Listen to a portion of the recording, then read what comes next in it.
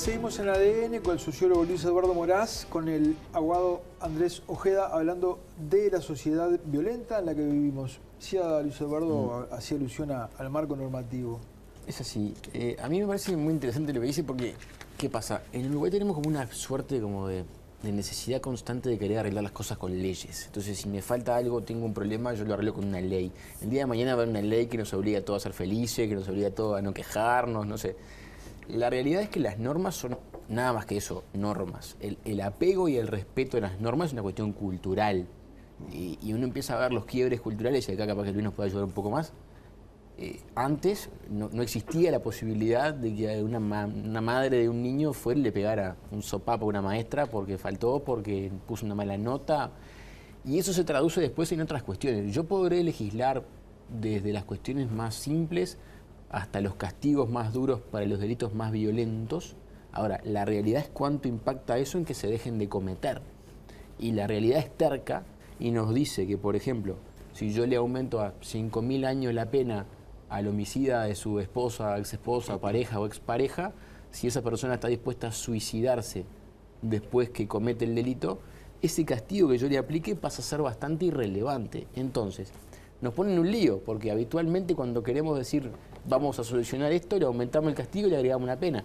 Y ahora que vimos que eso de repente en muchos casos no funciona, ¿qué hacemos? Las normas están ahí, podrán ser perfectibles, mejorables, pero no estamos en el marco de violencia que estamos porque nos falten leyes, sino porque tenemos un problema de cómo se respetan y se hacen respetar esas leyes. Es ahí donde nos metemos en el embudo del que no estamos pudiendo salir.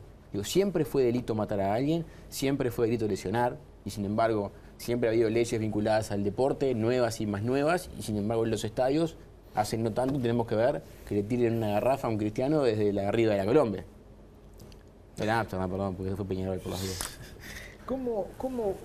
¿Cómo ves vos que juega, digamos, el factor social, la marginalidad, la pobreza, ¿no? No sé si mezclar la pobreza en esto. Si en la medida de que si empiezo a mezclar violencia con delito, veo que en el delito el 90% de los presos que están en las cárceles son pobres, vienen de zonas pobres. Pero no sé si tengo que mezclar violencia solamente con delito cuando la violencia es mucho más amplia que el delito. Exactamente. Coincido con Andrés en el análisis sociológico que hace el colega de la profesión jurídica, pero realmente yo creo que en Uruguay está muy afirmado ese pasado idealizado de la construcción de una sociedad amortiguadora, de un país de cercanía, a través de las leyes. O sea, durante un periodo del siglo XX funcionó muy bien esa idea de que con una ley, a través de una norma, se podía realmente moldear a la sociedad, y le estamos pidiendo a las normas cosas que la norma no nos puede dar. Cuando las personas no se sujetan a la norma, cuando no hay un contexto social, cultural y hasta se quiere económico, las normas obviamente no se respetan.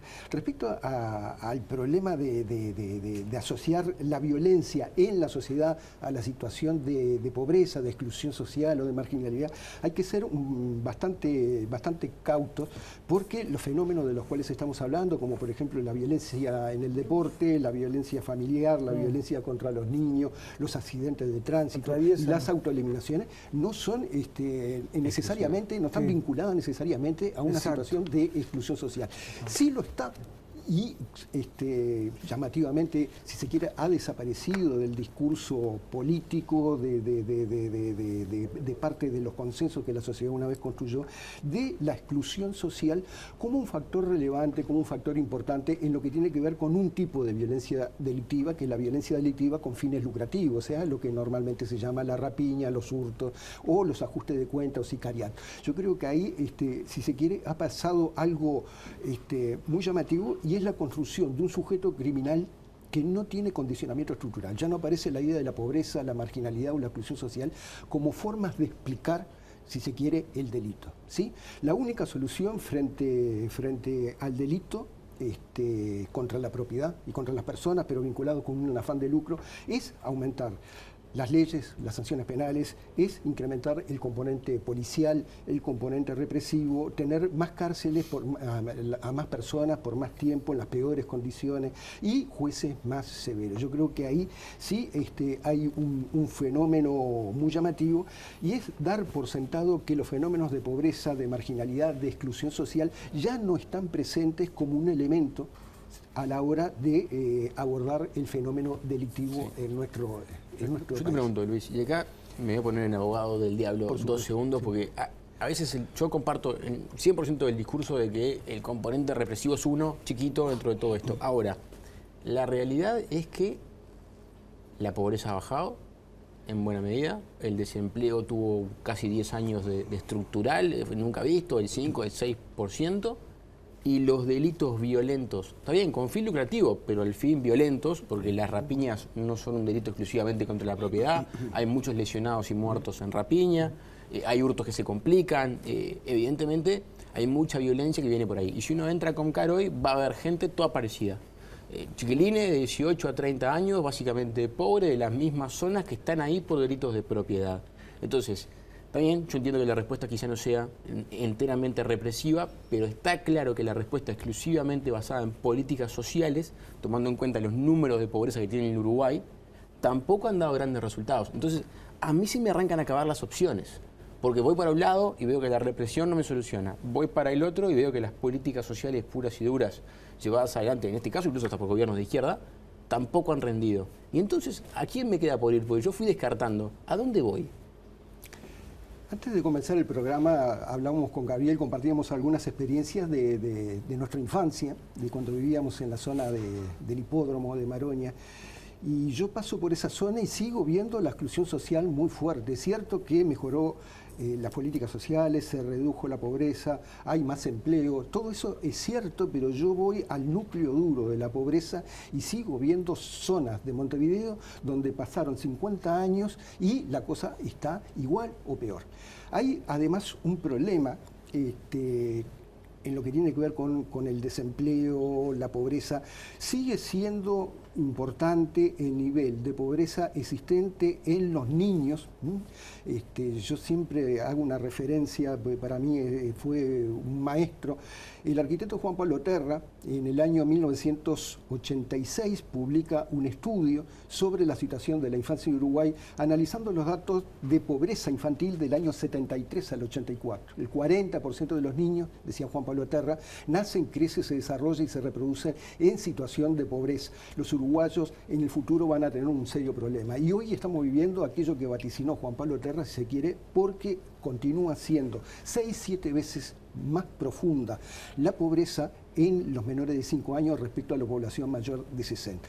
Cuidado, en términos generales ha descendido, pero en términos comparativos, en términos relativos, sigue habiendo importante nivel de pobreza. Sigue faltando oportunidades a los jóvenes. Esto que está diciendo a vos, ¿te responde el planteo? No. Más o menos, porque en realidad es válido esto. Lo que yo digo es que tenemos, en momentos económicos muy positivos, no es que la violencia se mantiene, reventó. Digo, hoy los números de rapiña que tenemos superan las 30.000 por año.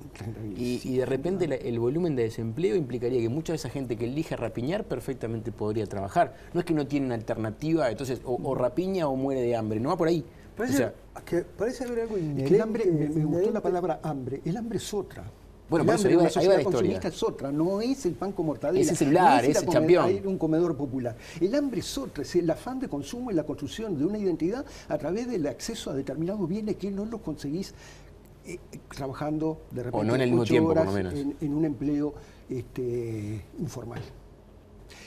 Es cierto lo que tú decís, comparto de que nos ha significado un duro golpe a muchos de los que creíamos que la exclusión social era la causa única, pero es un problema nuestro, de los sociólogos, los que creímos que era así. Las cosas no es culpa de las personas que están en situación de exclusión o que todavía siguen teniendo un sentimiento muy importante de frustración, un sentimiento muy importante de injusticia respecto a que, bueno, a mucha gente le está yendo muy bien. Y a ellos no les está yendo de la medida de lo que desearían o esperarían.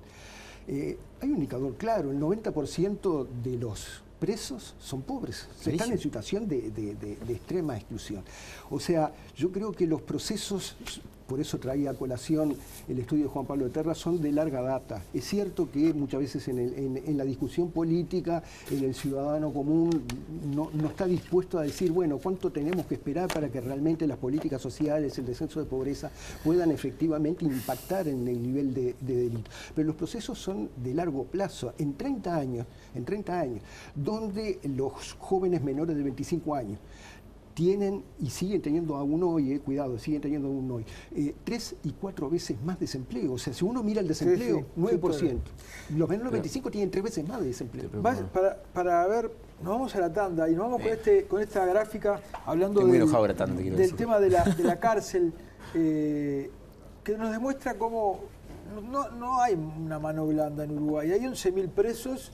Uruguay tiene 235 presos cada 100.000 habitantes. La media en Europa es 70. ¿Y en la región? 3 veces menos. Sí, Uruguay tiene... Más que Brasil, más que Argentina. Más que Colombia, más que la mayor parte de los países de América. O sea que por ahí no va la cosa. Y sabemos que la cárcel es una máquina de escupir violencia hacia el resto de la sociedad. Nos vamos a una tanda, ya seguimos.